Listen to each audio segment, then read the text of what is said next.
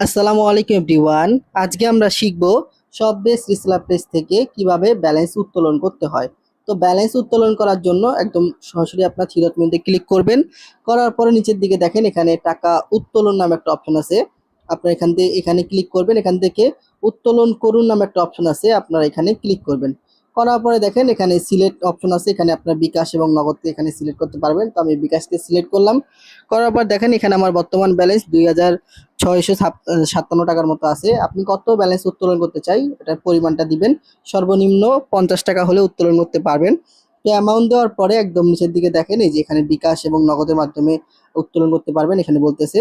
তো অ্যামাউন্ট দেওয়ার পরে এখান থেকে সাবমিট নামে একটা অপশন আছে, এখান থেকে আপনি সাবমিটের মধ্যে ক্লিক করার সাথে সাথে আপনার ব্যালেন্সটা আপনার বিকাশ এবং নগদ নাম্বারে চলে আসবে। তো এইভাবে আপনি খুব সহজে আমাদের শপবেস রিসেলার প্লেস থেকে আপনার ব্যালেন্সটা উত্তোলন করতে পারবেন। আর এই ভিডিওটি শুধুমাত্র শিক্ষণীয় উদ্দেশ্যে তৈরি করা হচ্ছে। ধন্যবাদ সবাইকে। আসসালামু আলাইকুম।